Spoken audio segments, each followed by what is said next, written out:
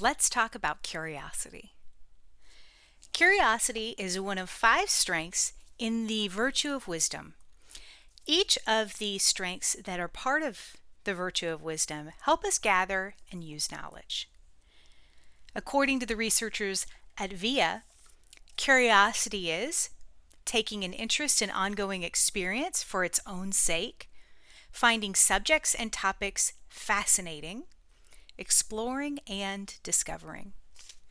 Here at Wild and Brave, we care a lot about curiosity because it's one of the primary strengths that we use to engage life and get energy and joy and satisfaction out of the work we do, the people we meet, and even the problems we face.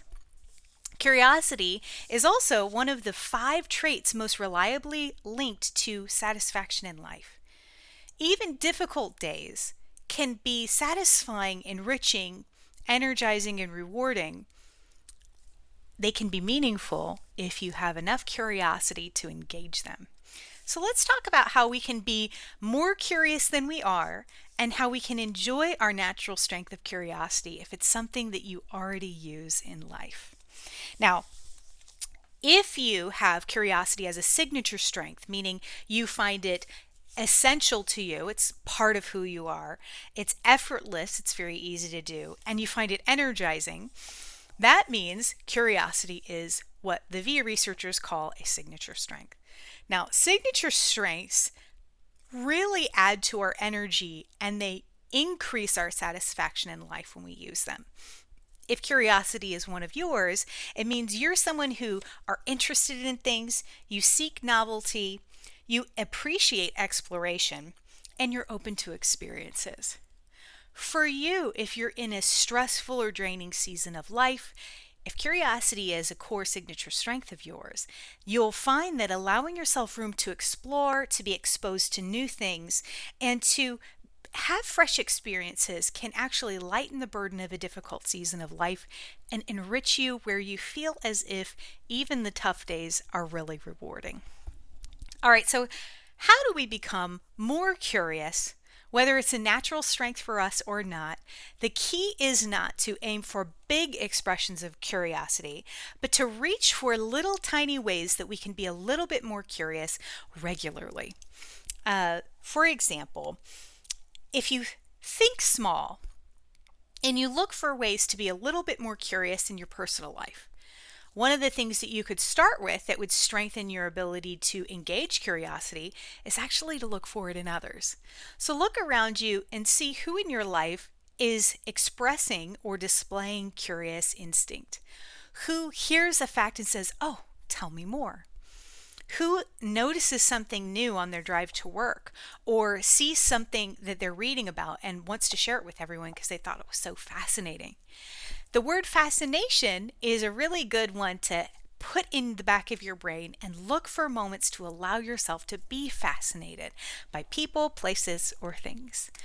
All right, so if you want to be more curious, one way you can be more curious is in conversations. If you want to stock yourself with the single most useful question in the world, it's this: tell me more. If someone shares something they've learned, a problem they're having, or something good that's going on in their life, instead of responding with a story of your own or just saying congratulations, if instead you say tell me more, you are using curiosity to make more information and connection welcome from the other person. So tell me more. Another good tool to use your curiosity are something that we pick up in negotiation training here at Wild and Brave, your what and how questions. Questions that begin with what and how naturally spark the brains of others to give us new information and ideas.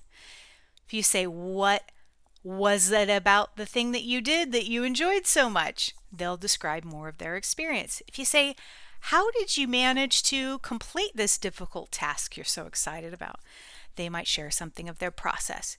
The key with being curious is not to try to manipulate or generate a specific response from others, but to really engage the openness of spirit that wants to be surprised, that looks for something new, and that explores what comes around in an open-hearted way. Is it possible to have too much curiosity? Are any of the strengths ever a bad thing? Truth is, most of our weaknesses are actually strengths out of balance.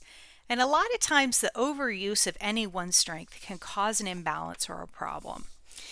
One way we can be overly curious is actually to stab at people for fast answers, asking them, why did you do that? What do you want? There's a lack of finesse in questions like that, but also when we lack patience, we miss the opportunity to really explore with our curiosity. Sometimes using the question why is a red flag to us that we are trying to cut to the end of the story with someone. To say, why did you do that? Doesn't give them a chance to share what happened or to unpack it for themselves. Often a lot of the learning and the journey is lost when we jump to why questions. They also tend to trigger defensiveness, even when we use them on ourselves. Why did I do that?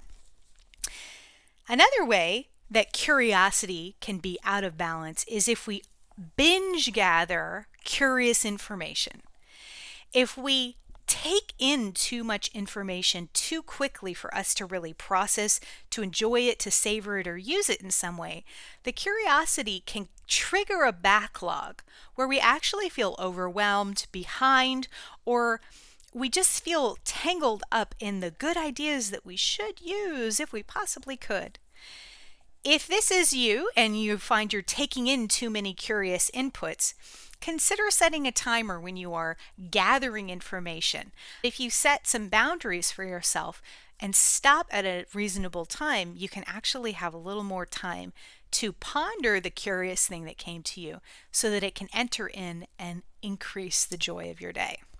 At the end of the day, though, curiosity is a strength.